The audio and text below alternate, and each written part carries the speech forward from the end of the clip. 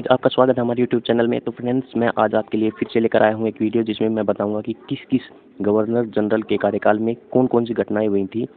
तो चलिए friends, video को आगे बढ़ाते हैं और चलते हैं आगे।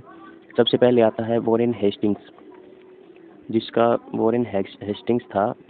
तो उसका कार्यकाल था 1773 से 1785। तो इसने 1773 का विनिमय अधिनियम पिट्स इंडिया एक्ट 1784, 1775 से 82 प्रथम मराठा युद्ध, 1782 में सालबाई संधि और 1780 से 84 में दूसरा मैसूर युद्ध, ये सब घटनाएं इसी के कार्यकाल में हुई थी। तो फ्रेंड्स, वॉरेन हेस्टिंग्स के कार्यकाल में हुई थी ये घटनाएं। तो फ्रेंड्स, आगे चलते हैं। द मार्कस कॉर्नवालिस, तो इसका कार्यकाल था 1786 से 1793। तो इसके कार्यकाल में तीसरा मैसूर का युद्ध हुआ था, जो कि 1790 से 92 तक था। श्रीरंगपट्टनम की जो संधि हुई थी 1792 में, वो भी इसी के कार्यकाल में हुई थी।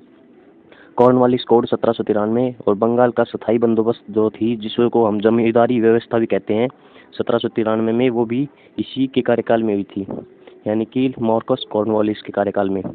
तो फ्रेंड्स, आगे चलते हैं। लॉर्ड वेलेस्ली लॉर्ड वेलेस्ली, इसका जन्म 20 जून 1760 में हुआ था और मृत्यु 26 सितंबर 1842 में। तो फ्रेंड्स, कार्यकाल था इसका 1786 से 1793। सहायक गठबंधन प्रणाली का परिचय 1798 इसी के कार्यकाल में हुआ था। चौथा मैसूर युद्ध और दूसरा मराठा युद्ध, चौथा मैसूर युद्ध 1799 और दूसरा मराठा युद्ध 1803 से 1805, जो कि इसी के कार्यकाल में हुआ था। लॉर्ड मिंटो, जिसका जन्म 27 अप्रैल 1751 और मृत्यु 21 जून 1814, कार्यकाल था इसका 1807 से 1813। रणजीत सिंह के साथ अमृतसर की संधि इसी के कार्यकाल में हुई थी, लॉर्ड मिंटो के कार्यकाल में, और कुछ खास काम नहीं हुआ इसके कार्यकाल में। द मार्क्वेस ऑफ हेस्टिंग्स, तो हेस्टिंग्स का कार्यकाल था 1813 से 1823।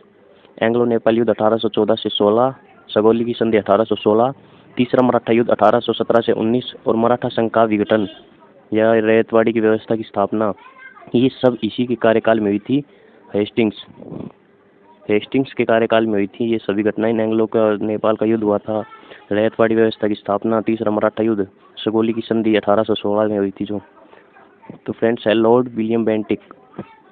लॉर्ड विलियम बेंटिक, तो कार्यकाल था इसका 1828 से 1835 और सती प्रथा का उन्मूलन 1829 और 1833 का चार्टर अधिनियम, ये सभी विलियम बेंटिक के कार्यकाल में हुई थी घटनाएं।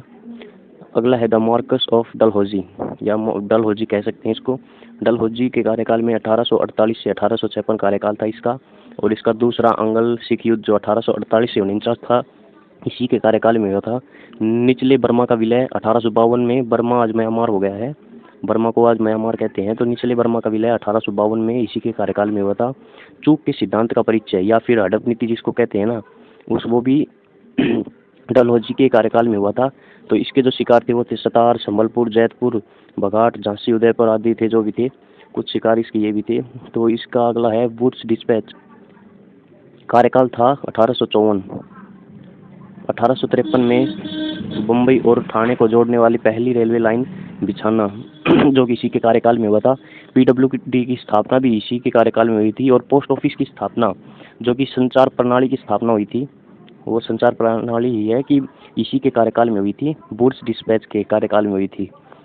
अगला है कैनिंग, लॉर्ड कैनिंग कहते हैं इसको। लॉर्ड कैनिंग के कार्यकाल था 1856 से 1862। 1857 का विद्रोह इसी के कार्यकाल में हुआ था। 1857 में कलकत्ता, मद्रास, बॉम्बे में 3 विश्वविद्यालयों की स्थापना हुई थी इसी के कार्यकाल में। ईस्ट इंडिया कंपनी का उन्मूलन और भारत सरकार अधिनियम इसी के कार्यकाल में आया। 1858 द्वारा क्राउन को नियंत्रण का हस्तांतरण इसी के कार्यकाल में हुआ था। तो फ्रेंड्स, आज की वीडियो में इतना ही। और वीडियो देखने के लिए हमारे चैनल को सब्सक्राइब करें। धन्यवाद।